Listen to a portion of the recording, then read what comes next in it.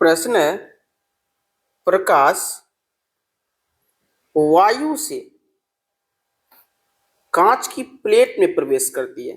प्रकाश वायु से कांच की प्लेट में प्रवेश करती है तो इसका अपवर्तनांक कितना है?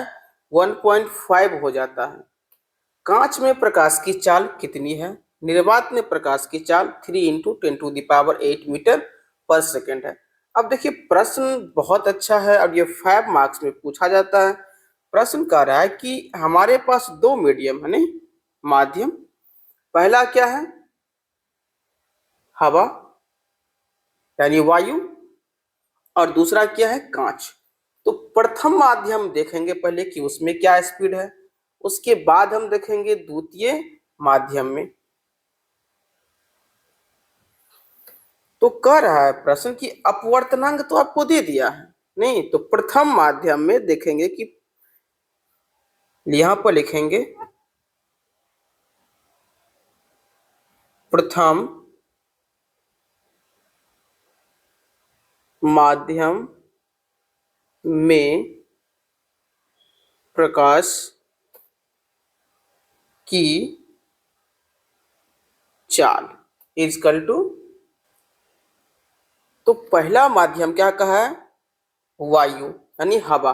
तो कितना दिया है ये? 3 इंटू, यहाँ लिखेंगे 3 इंटू, ये वाला इंटू दीजिए 10⁸ मीटर पर सेकेंड।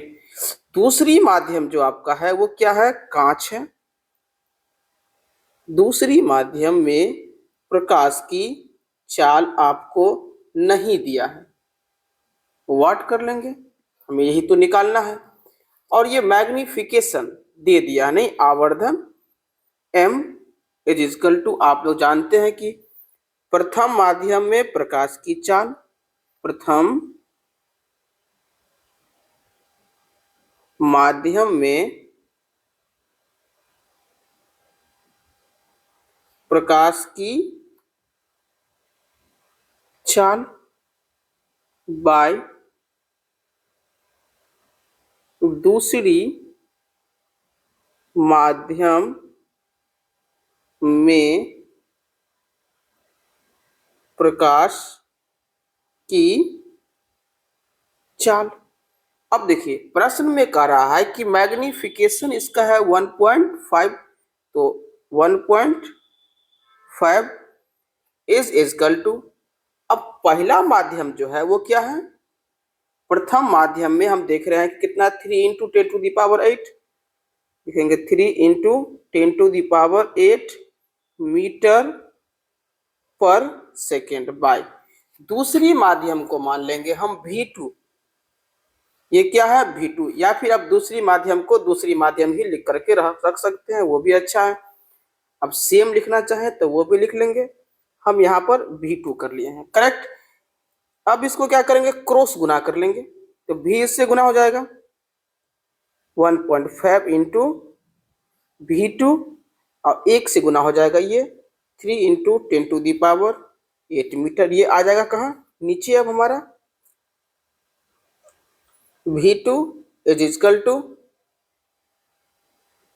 3 × 10⁸ मीटर बाय 1.5 पॉइंट हटाएंगे तो ऊपर पर 10 देंगे, ये हमारा खत्म हो गया।